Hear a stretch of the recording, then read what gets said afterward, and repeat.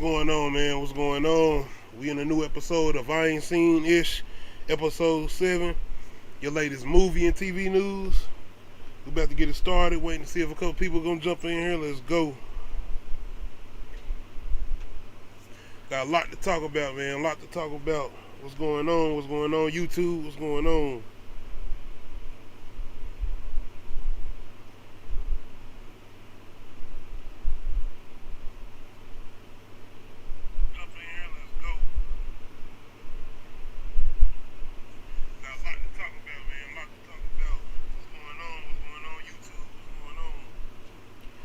Just waiting to see a couple people gonna jump in here, man. Then we about to get it going.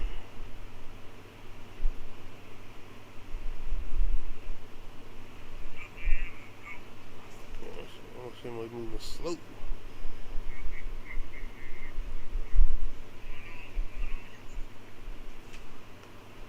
Just waiting to see a couple people gonna jump in here, man. Then we about to get it going.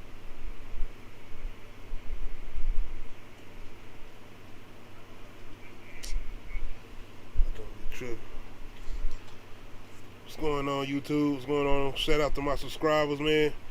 Shout out to everybody that's gonna be tuned in tonight. We got a lot to talk about. Latest movie and TV news. About to get it going.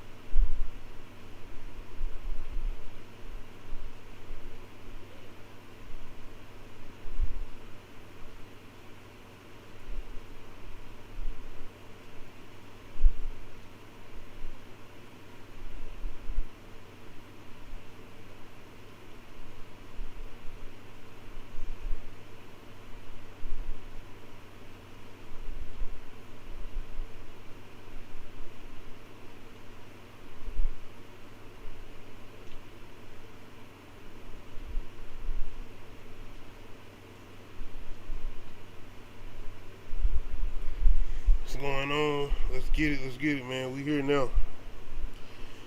Just trying to wait to see a couple people jumping in, but now we about to get it started.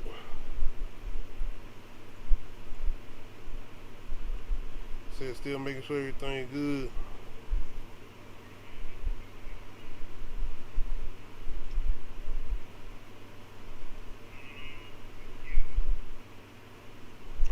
Alright, man. New episode of I Ain't Seen Ish, episode 7. This is where I get into my latest movie and TV news, man. Shout out to everybody checking me out, man. What's going on in the world? It's Monday. Like I said, I ain't gonna say it's been a long day. Today wasn't too bad. Like, yeah, you regular school, getting the kids straight from school or whatnot, then work or whatnot. And like I said, it ain't been too bad, but let's go ahead and jump into the main thing we're here for, and that's movie news. We're going to start off with the box office. And I really am glad this is happening right now for Nia DaCosta. If you do not know, CANDYMAN did come in #1. Not only that, she is the first black female director to debut a film at #1. So let's go. Shout out Nia DaCosta, Jordan Peele and them, man. I mean, I got a movie review on my YouTube page if y'all want to check that out, and I'm thinking about doing a spoiler review with somebody, and I'm trying to see what's going on with that, so we're gonna see how that go, and y'all can definitely check that out, because I got a lot more I do want to say about the movie, especially the ending and the spoiler review. So let's go ahead and check this out, man. The new CANDYMAN opened at the top of the domestic box office this past weekend, making Nia DaCosta the first black female filmmaker to have a movie debut the #1 slot. Distributed by Universal Pictures and MGM, CANDYMAN is a sequel to the 1992 horror flick of the same name and stars Yahya Abdul-Mateen II in the lead role. My bad if I'm not saying his name right. It was projected to earn $15 million in ticket sales, according to Verity, but wound up taking in roughly $22 million in its first 3 days. The film was delayed by more than a year due to the ongoing coronavirus pandemic and premiered among concerns of the Delta variant's impact on moviegoing. Pierce Studios, Warner Brothers, and Disney have responded to the evolving situation by releasing some titles simultaneously on streaming platforms, but Universal and MGM stuck to their plan for Candyman to premiere exclusively in theaters. And yes, it did. The film has received relatively positive reviews, though some writers have critiqued how per Rolling Stone's K. Austin Collins it overreaches, most prominently for irrelevance, to the point of raising questions about whether the movie understands its own initial proactive questions. I like what he just said. I'm just saying, check out the review, man, because I say some of the same things. I feel like the Candyman 2021, it kind of is like in your face with its points that it's trying to give you, as far as the points it's trying to reach, and a lot of things is just not earned, especially with the ending. That's why I said I want to do a spoiler review. I just feel like a lot of things are not earned. There's no build up in the ending. Like I said, it's like what I'm telling you, man. To me, it felt like the movie was almost going from a horror movie to something else, Like, I'm just saying, man, but the ending is not all the way bad. The ending has a very, very good payoff. I will say that. It does. But the movie was just, the writing to me was rushed at the ending. It did feel rushed.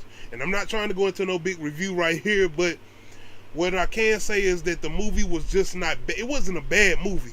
It was good for what it was trying to do, but it was not executed good. It was just not executed good, and the ending seemed kind of rushed, man. It did.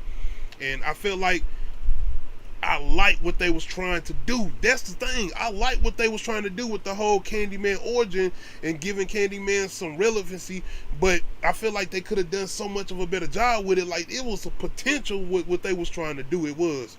But let's keep going in what we got going on here. DaCosta co-wrote the screenplay with Wynn Rosefield and Jordan Peele. Okay, because I was hearing a lot of things about she had a lot of control over the movie, which I knew. Which I'm not saying she didn't, but a lot of that ending I felt like came from Jordan Peele, and I think a lot of that, the ending and the writing, that was Jordan Peele. I'm telling you, man, and I'm not saying that in a bad way, but I feel I need to save a lot of this for the spoiler review. But Jordan Peele, in my opinion, his movies are not scary. They're not traditional, like, they just not horror movies in the tradition of being scared. They're more thrillers. Am I wrong on that? Now I get more into detail if I do a spoiler review. But anyway, both producers on the project through Monkey Paw Productions, which is Jordan Peele's production studio. In response to the delayed release, she tweeted last year that we wanted the horror and humanity of Candyman to be experienced in the collective and community. We made Candyman to be seen in theaters, she wrote, not just for the spectacle, but because the film is about community and stories. How they shape each other and how they shape us. It's about the collective experience of trauma, joy, suffering, and triumph, and the stories we tell around it. See, I get what y'all was trying to do. Yeah, we ain't gonna do that. Spoiler review. I'm gonna wait on the spoiler review if I do all that. As IndieWire noted, a few other black female directors have previously come close to debuting the film at the top of the weekend box office, including Avia DeVar, whose fantasy adaptation of Wrinkle in Time Disney premiered at number 2 in March 2018 behind Black Panther, and Gina Prince Brethwood, whose romantic comedy Love and Basketball debuted behind U571 in April 2000. Oh, okay. I didn't know that. All right, Love and Basketball. Shout out Love and Basketball, man. But yeah, man, DaCosta's next movie, which I am looking forward to. Like, let's give a shout out to Nia DaCosta, man, as a director. Remind you, like they just said, first time female director. And I might have had this wrong. I thought this was her first feature film directing, but I don't think it is. Y'all let me know in the comment section, is this Nia DaCosta's first feature film? But anyway, her next movie is going to be The Marvels, which is Captain Marvel sequel. Dakota's next move will take her to the superhero hymn, as she's hired to direct The Marvels, making her both the first black woman and the youngest director to helm a Marvel film. Okay, man. Okay. Look, I like this right here. Candyman sequel can't decide whether to scare you or make you think. That's for real. It's not scary. I said that in my review, though. It's not scary. That ain't no spoilers. But anyway, man, I will say that I do like the fact that Nia DaCosta is being first black female director to have a #1 film debut. Like, that's big. But like I said, I did not enjoy the movie like that, especially being a fan of that first Candyman movie. And like I said, I can get into details in the spoiler review. And like I said, I got a review up already if we get more details. But anyway, I just feel like they could have done a lot more with the movie as far as what they was trying to do and make it more scary. It could have been scary. Not only that, like I said, I'm going into that. But overall, just in the direction she was trying to do, the shots she was doing, like camera shots and angles she was doing and all of that, I enjoyed that. Like, her being, like I said, a first time director with a horror film like this. I'm not sure if she's done other horror movies or whatnot, but what she was doing with this, I enjoyed that overall. So like I said, it's not a bad movie to me, but it could have been better. It could have been scary overall. But Candyman did debut #1, 22 million. And like I said, I think they thought this was gonna come in like 15 million. So yeah, that's very good news, especially with this being a primary black horror movie. So yeah, definitely exciting news to hear about that. Y'all let me know in the comment section how y'all feeling about Candyman 2021 debuting at #1. Did y'all enjoy this? Did y'all see this? Have y'all seen it yet? Y'all let me know in the comment section, man.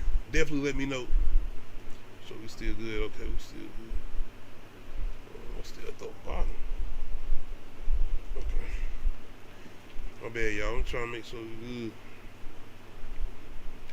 Okay, let's get into our next thing, man. And we about to get into some TV. And we are definitely about to talk about Manifest. Let's talk about Manifest.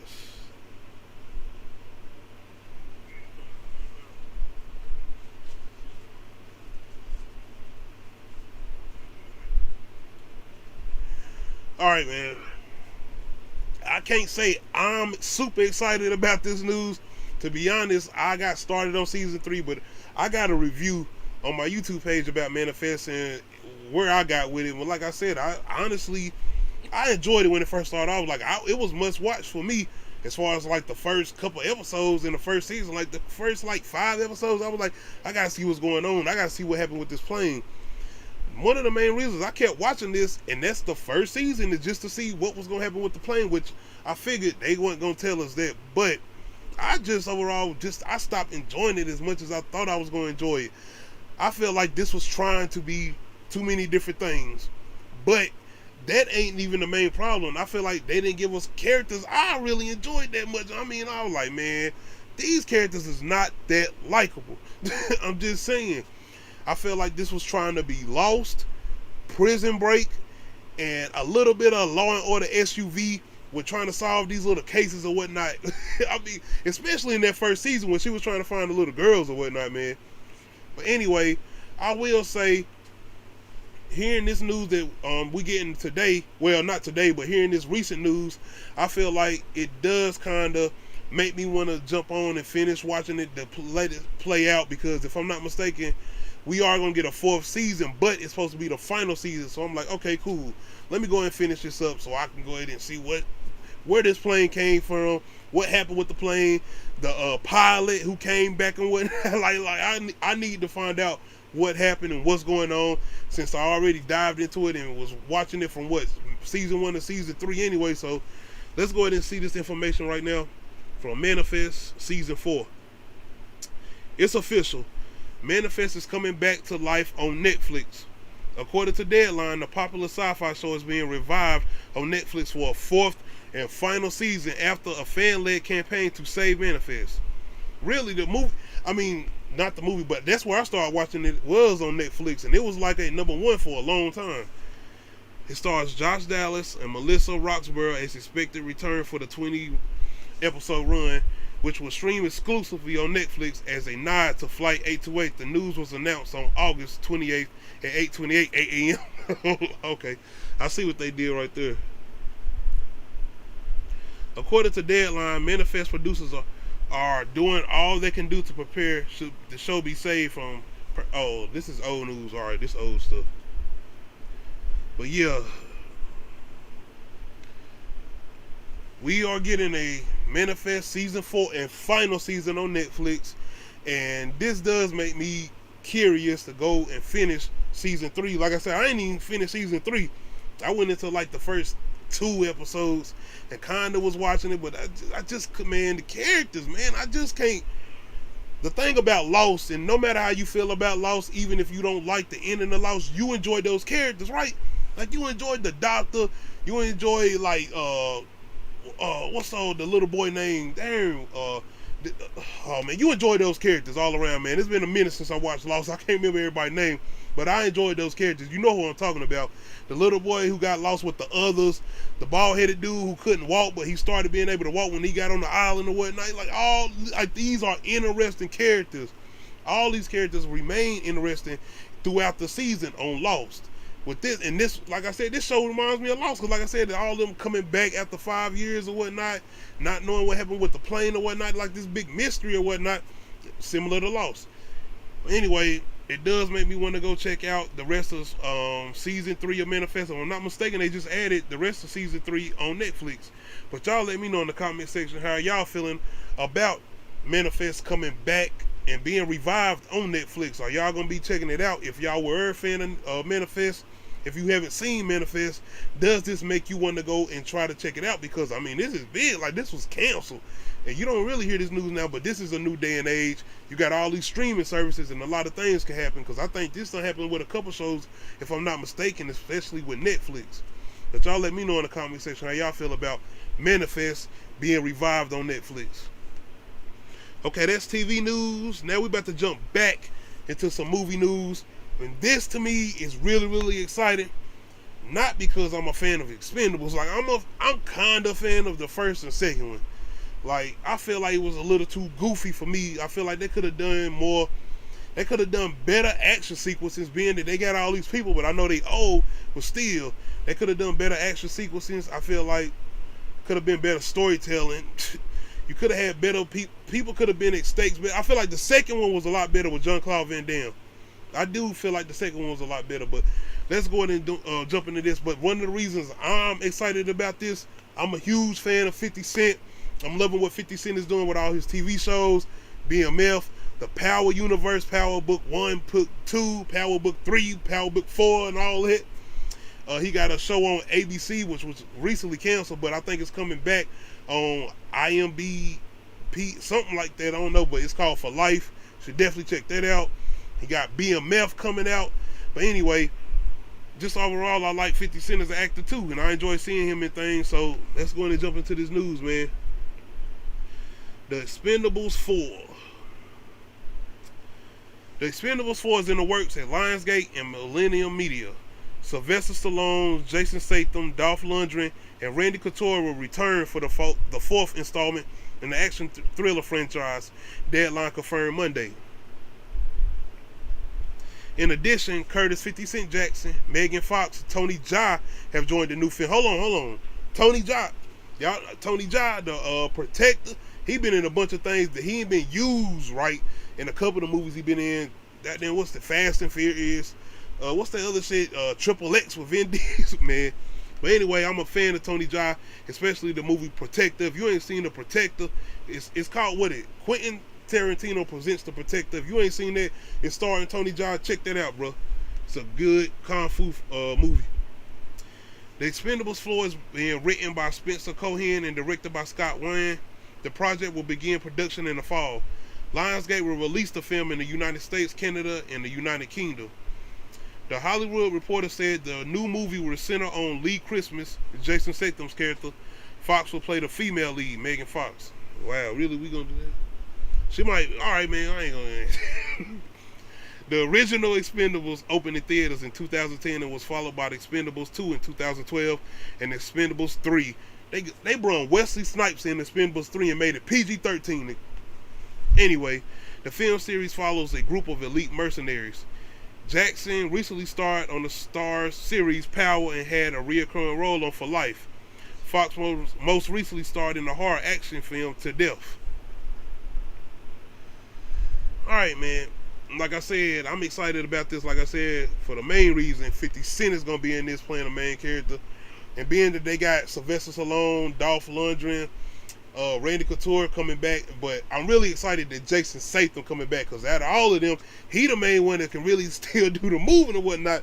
Well, I mean, Randy Couture can do his thing being an MMA fighter, but nigga, Sylvester Stallone, I ain't gonna doubt Sylvester Stallone, man. I ain't gonna never doubt Sylvester Stallone, but nigga, Sylvester Stallone and Dolph Lundgren, these niggas at least about 70, bro. They gotta be in their 70s.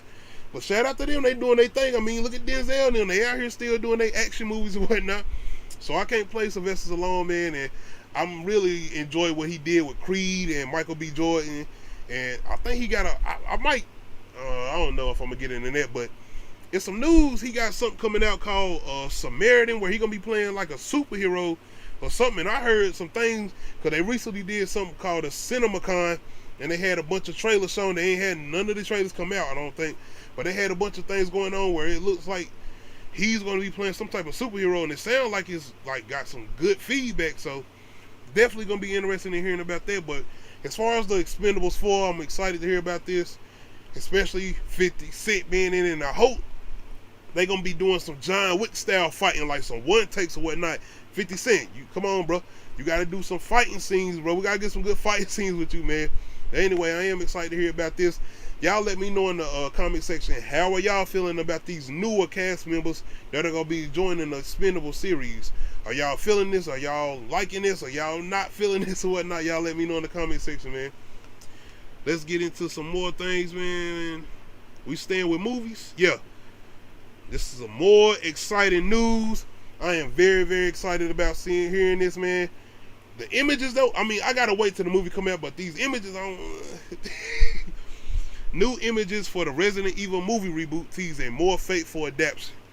Boy, especially from that Paul W.S. Anderson shit. I ain't gonna even front, bro. I was a fan of the first one, though. The first movie that Paul W.S. Anderson wrote with Mila Vonage. I can't say her name, but anyway, I was a little fan of that, man. But, nigga, can we get scary Resident Evil, real zombie? You know the remakes they just did, as far as for the games, Resident Evil 2 and 3, like, we need some of that. We finally have our first look at Leon Kennedy, Claire Redfield, and Jill Valentine in the film reboot of Capcom's Resident Evil series. Here we go. Leon Kennedy and Jill Valentine. I ain't gonna front, but they do not look. They don't look like these. I mean, like I said, well, let's see a trailer or something first. We see a trailer or something, then we'll know what's up. Alright, that's what I wanted to know. Was this coming out in 2021 or 2022? 2021 has been a hot year for the Resident Evil franchise. That trend is continues with the upcoming film reboot. Resident Evil, Welcome to Raccoon City. We finally have our first look at the film, which is already setting itself apart from the recent live-action films, thank you, by focusing on a more direct adaptation of Capcom's video game series. Set for release in theaters in the U.S. on November 24th. I'm guessing that, yeah, that's got to be this year, because they ain't saying no year or whatnot. Hold on, my bad, y'all. Baggage. Set for release in the U.S. on November 24th, the reboot directly adapts the plot of Resident Evil 1 and 2. Oh, so they gonna blend. Oh, okay. Blending the stories from both games into a single narrative. Ooh, that sound good, man. I like that. That sound good. So I played both of these games on PlayStation. PlayStation 1. You know the first game is them in the mansion, right? And you know the second game is them in the city. So we gonna have them breaking, basically trying to get through the mansion and through the city. Oh, I like that sound of that. I like the sound of that. It sounds like they doing something similar to what like The Walking Dead done, adapting what they do from the comics or whatnot, similar to what Kevin Feige does with the Marvel movies. So I like this, man. I'm hoping it's gonna be scary, man, and good, man. I hope we're gonna get a good, and I hope we're gonna get some good zombie kills too. Zombies killing people and zombies getting killed.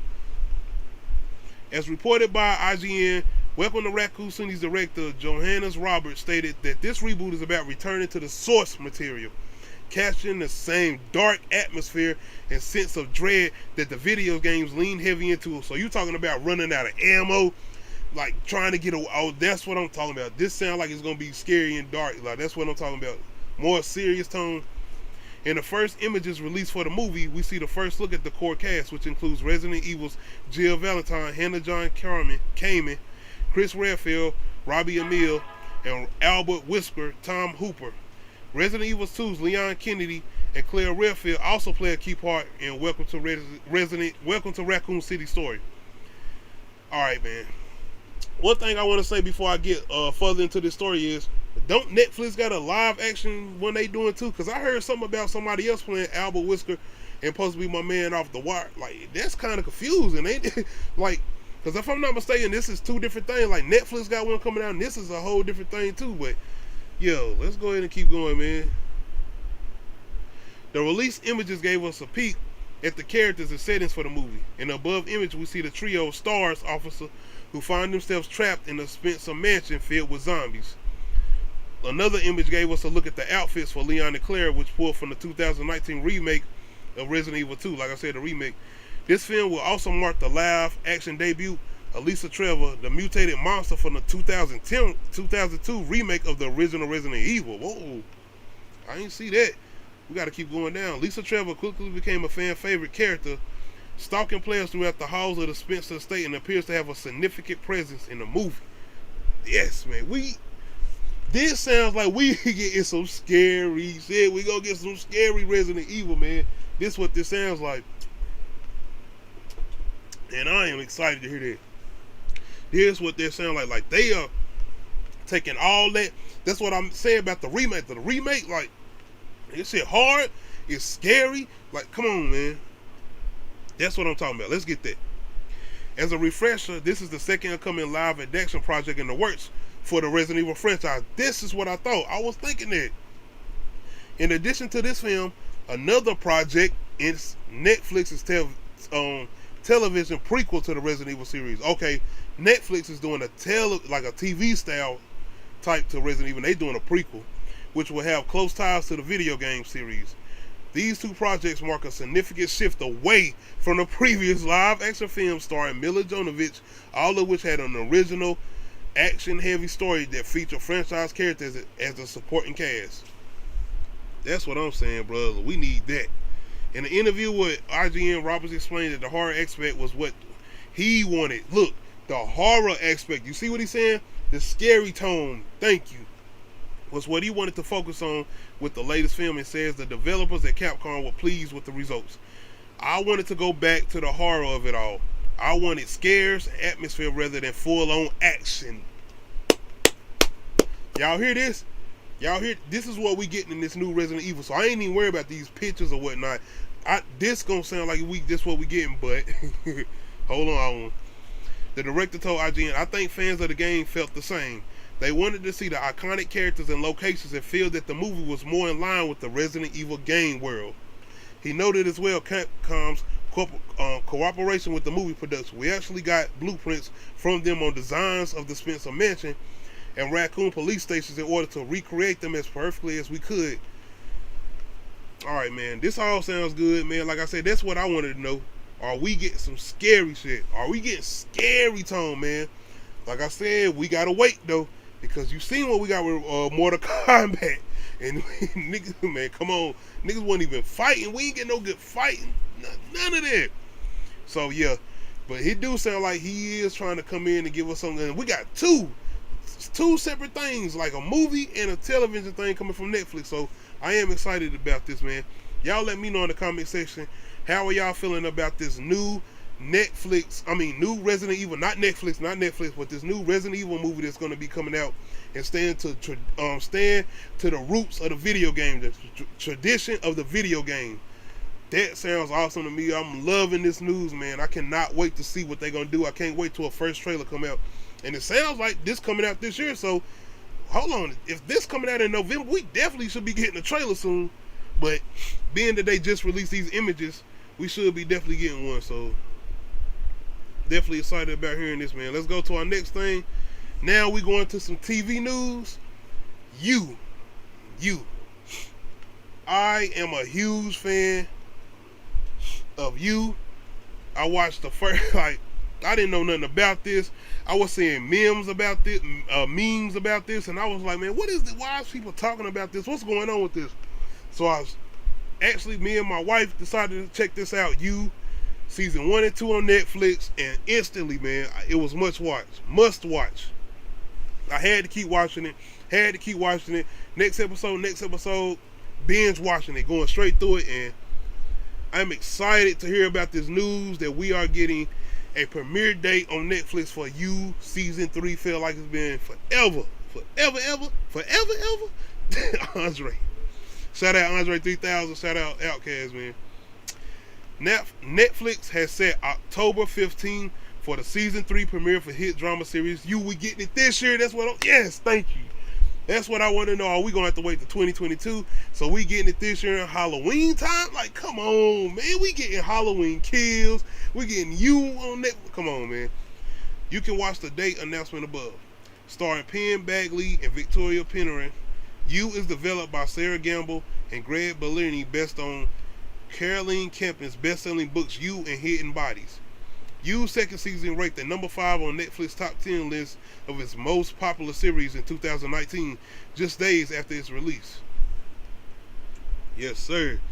In season 3, Joe and Love, now married and raising their baby, have moved to Bellamy, Northern California, enclave of Major and Linda, where they're surrounded by privileged tech entrepreneurs, judgmental mommy bloggers, and insta-famous biohackers. Joe is committed to his new role as a husband and dad, but fear loves lethal impulsiveness. And then there's his heart, because the woman he's been searching for all this time lived right next door. Are we listening to this shit, man? Breaking out of a cage in a basement is one thing, but the prison of a picture-perfect marriage to a woman who's wise to your tricks, well, that'll prove a much more complicated escape. Yeah, because Love, she ain't stupid. She ain't with the bullshit either. Like, nah, you ain't about to be doing all that goofy shit, Joe. And see, this nigga is a killer. Like, he's a killer, and we be sitting up here like, come on, Joe, what you do? Like, this is how good this show is, and with the right and bad. Like, you can't, how's we rooting for this nigga? He is horrible, bro. Joe is a horrible nigga, man. Joe ain't shit, but we want to see him win. It's crazy, man. It's crazy, man. Shout out Joe, though, bro. Shout out Joe. All right, man. I am excited about this news, man, to hear that we are getting a You Season 3, and we getting it this year, not next year. I can't wait for this, man. Oh, they must have did like some little teaser. Let's check this out right quick.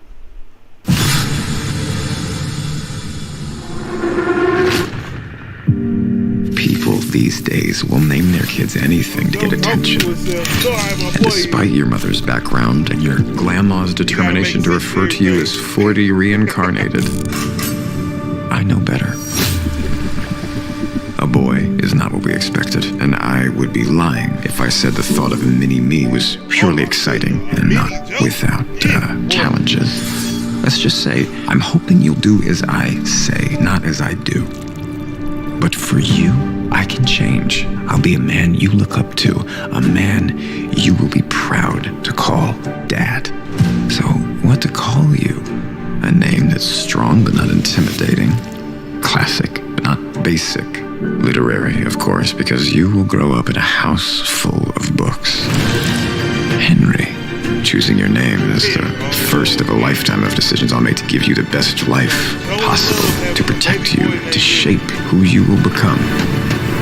Who are you going to be, Henry? 2021, October 15th. All right, man, I am excited about hearing this, man. Y'all let me know in the comment section. Are y'all fans of You on Netflix? Have y'all watched You? If you haven't, you definitely should check it out, man. It is, man, I'm telling you, top-notch writing.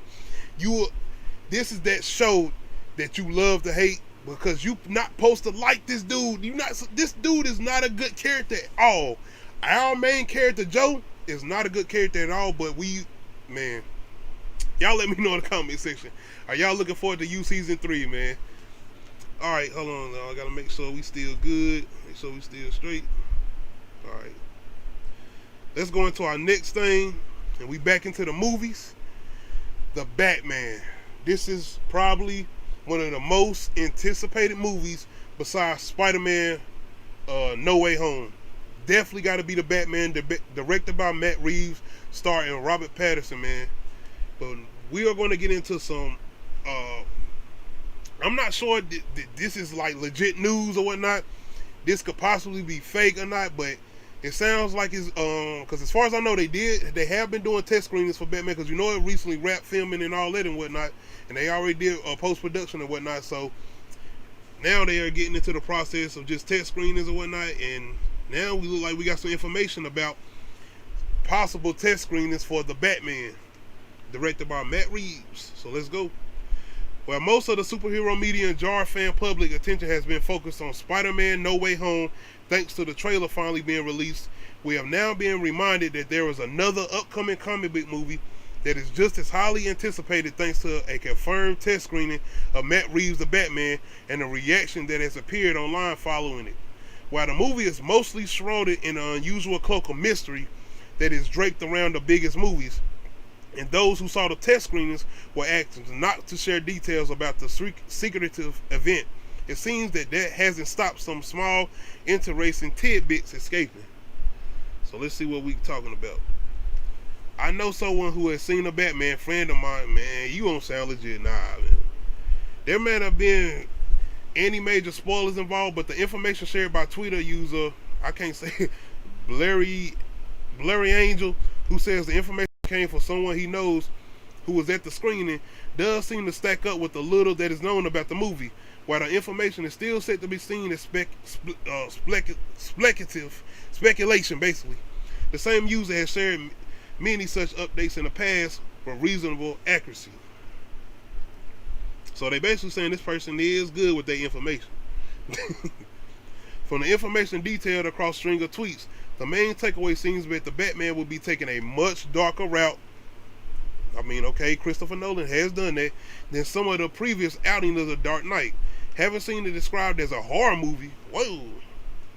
So we getting a Batman horror. I mean, well, I don't want to get spoilers away or whatnot, but I did hear information as far as what this is supposed to be based on. If you're not knowing that, year one is supposed to be based on the setting is the Halloween setting. If I'm not, they got a Halloween setting in that Batman year one comic, if I'm not mistaken. But anyway, hearing that it's supposed to be like a horror movie setting, I'm with it. Very graphic, very dark, and very scary. Which, remember, Christopher Nolan's Batman Begins when we call the horror elements, Scarecrow, brought into play with Cillian Murphy, Scarecrow, and while the test of the trilogy didn't exactly go all Batman and Robin, and didn't go any further down that route, hell no, definitely not Batman and Robin. The report also heaps praise on Zoe Kravitz as the best Catwoman put on screen. Paul Daniels' fucking crazy Riddler, the redesigned Batmobile, and Robert Pattinson in the lead, who for the first time in the character's big screen history does not kill. While there are those who are still quick to doubt Pattinson and will not consider their opinion until the movie comes out in March, the information coming out of the screening and indeed our previews all seems to be heading to a positive direction. So yeah, man. For the rest of the information, the biggest bits of news include the test version reportedly being 3 hours long. Although the theatrical cut is almost guaranteed to be shorter, of course, probably about 2 hours and some change. And had the audience engaged throughout, the movie's ending had everyone screaming, everyone gasped, like it was a big no way for everyone. And the movie is reportedly narrated by Robert Pattinson's Bruce Wayne, just like Batman Year One comics that serve as his inspiration. Hold on, let's talk about this now. They talking about the audience and the movie's ending had everyone screaming, everyone gasped. This might be hyping up the movie though. Like I said, this is not legit information. This might not even be real information. So it is exciting to hear that though. You never know, because this is like Matt Reeves is coming in to do a trilogy of movies. This ain't supposed to be like some one and done. He's supposed to be doing like an onslaught of movies. So he might, I don't know.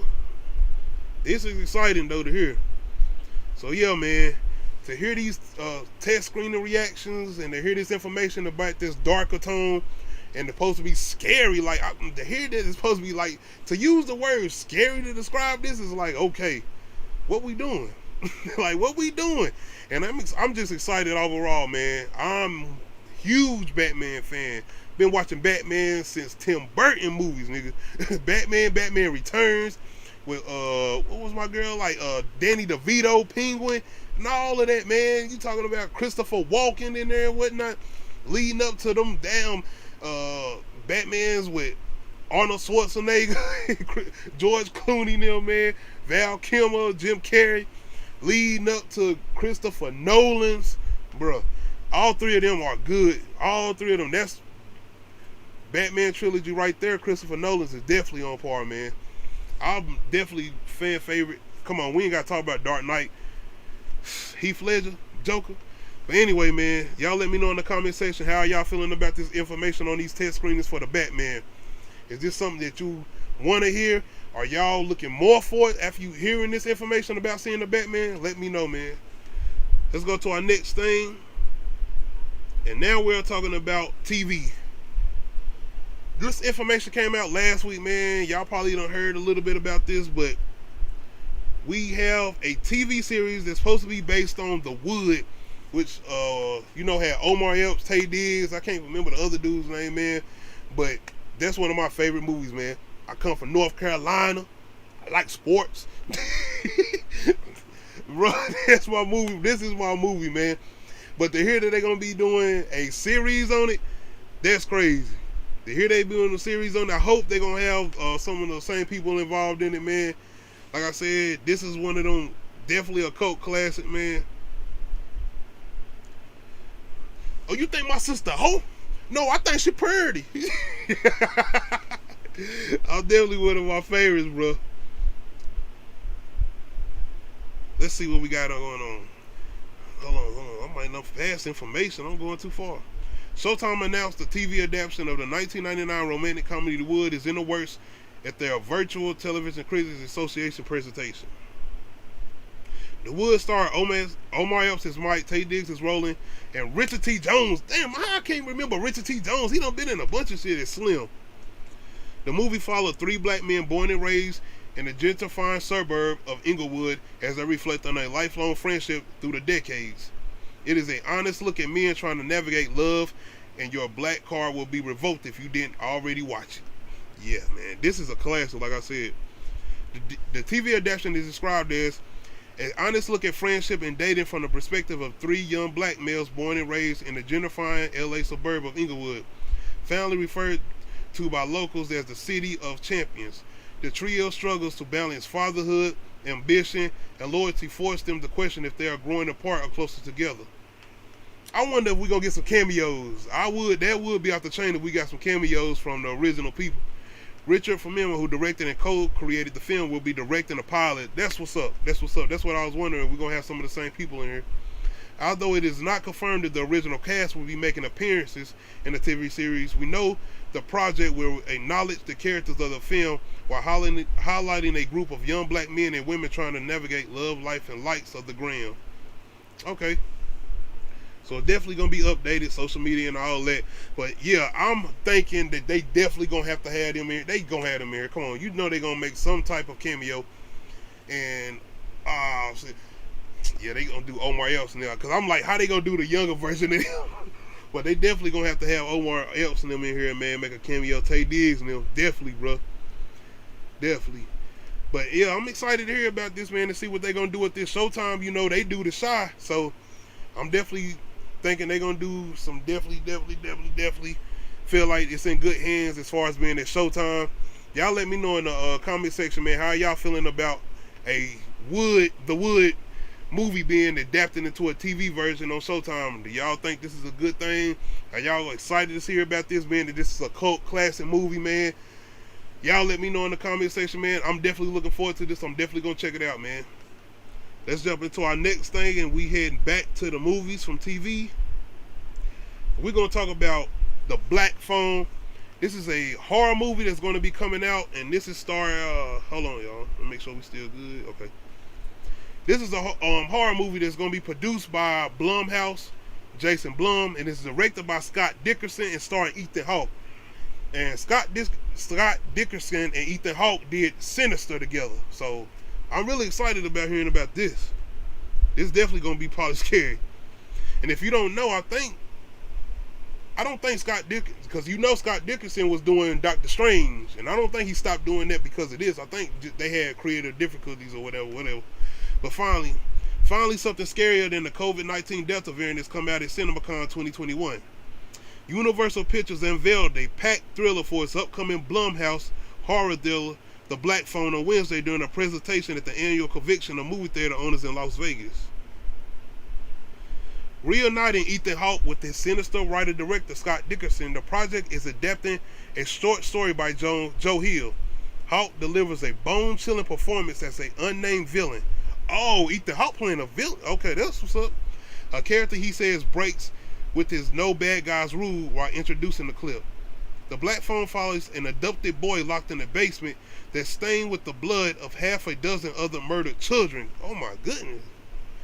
We going there with this? This sounds dark. In the cellar with him is an antique telephone, long since disconnected, but which rings at night with calls from the dead. According to the plot of the short, so we already having fun.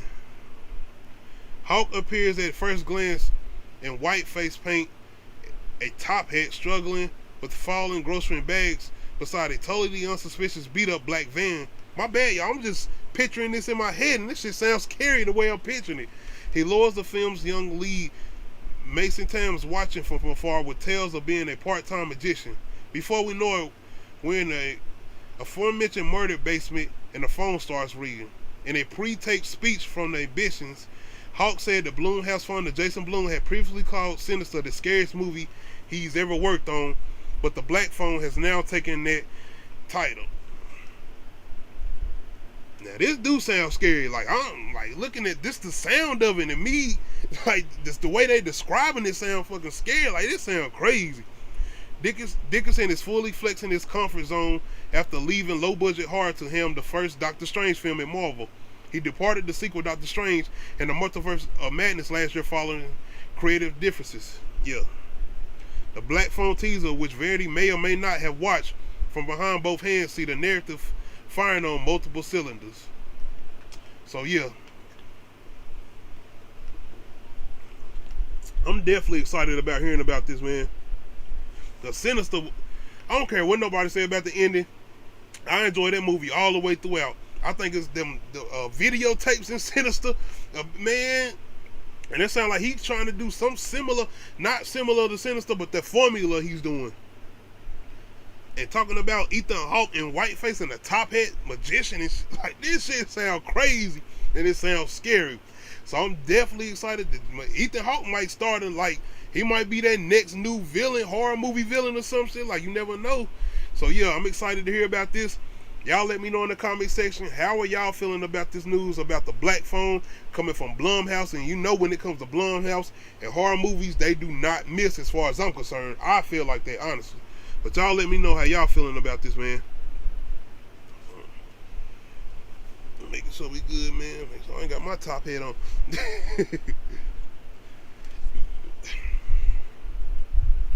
Next thing we getting into, man.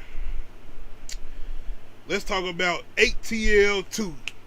Are we possibly getting an ATL 2? No, we have not got no confirmation from no studio, no director, no nothing. I ain't even heard nothing about T.I. saying anything, as far as I know, but we did get Chance the Rapper posting something the other day about ATL being one of his most quotable movies.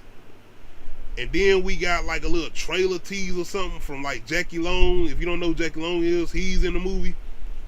But let's talk about this. Not too long ago, it was made public that an ATL sequel was being made. However, T.I., Chris Robinson, and others have not exactly gotten it done. Yet, according to press reports, it has been in development hell. The original movie dropped in the year 2006 and made over $20 million at the box office on a budget of $7 million. As you already know, these margins make a lot of sense for a sequel. Also, it made history by garnering numerous awards. It has been 15 years since the original hit theaters, and now there seems to be a sequel. This website or Twitter site seems to have a trailer, but is it real? Like I said, ain't no confirmation. And I heard things that this was filmed like years ago, like this super old, and you could tell because T.I. got hair, beard, and shit. This looked like a T.I. from like years ago. But yeah, man, the thing I'm basically gonna be probably asking about this is, do we want to see an ATL sequel? Yeah, I would love to see an ATL sequel, man. It's not one of my most quotable movies. To me, that's Friday. As far as a quotable movie, that's Friday all day long, man. But as far as it being a movie that you grew up on, classic, yeah, it's definitely a classic, man. Come on, man. New, all T.I. snatching the chain. Come on, man. This movie is definitely a classic, man. And if they was to get a sequel for this, I'd definitely be interested in seeing where all these characters are in their life now. Especially, like, what didn't they say, like 15 years? Did they say 15 years? Yeah, 2006, yeah. Yeah, 15 years. So, yeah, man, y'all let me know in the comment section, how are y'all feeling? And how would y'all feel about them doing a sequel to ATL? Would y'all like to see a lot of these characters come back and see where they at now? I would really like to see it. I would enjoy seeing what they would do with this, man. But y'all let me know in the comment section how y'all feeling about a sequel to ATL, man. Yeah. Let's see what we're about to jump on next, man. This is something I definitely got. Hold on. I want to get into this first. Nah, we ain't gonna do into that. I want to talk about The Matrix. We got some information last week about a new trailer that came out. Not that came out online or whatnot, but that was at CinemaCon. And we did get our new name for the new Matrix movie that's coming out this year on movies and HBO Max. And it's called The Matrix Resurrections. Attendees at CinemaCon got their first glimpse of the trailer for the next Matrix movie, which has had its title confirmed as The Matrix Resurrections and will be released this December. Oh man, we getting it in December. The trailer set to Jefferson Airplane's White Rabbit says Neo in therapy. His therapist is played by Neil Patrick Harris. Oh, by the way, discussing strange memory. Maybe they had this information now, but I didn't know Neil Patrick Harris was gonna be in here, so I might have forgot, bro. It's been a minute. That's crazy. These memories, of course, are of his past as the One, the savior of Zion, who liberated humans from the Matrix at the cost of his own life. How he has returned to life without memories of the one he lived before is not yet clear. On top of that, he reunites with the love of his life, Trinity.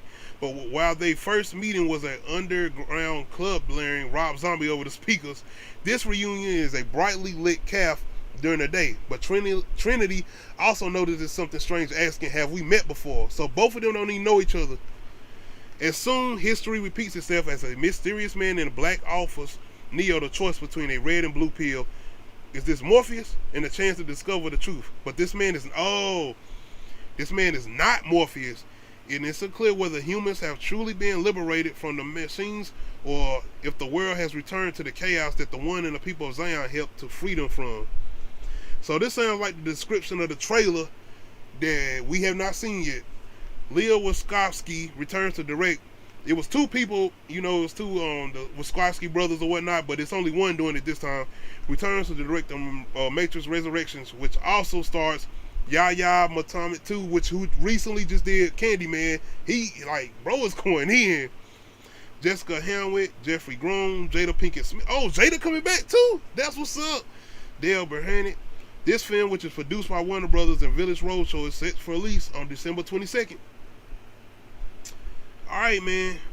I'm excited about this, man. And I was hearing things from the description of the trailer, and it sounds unbelievable. It sounds crazy. It sounds great. But, a lot of people are talking about the directors.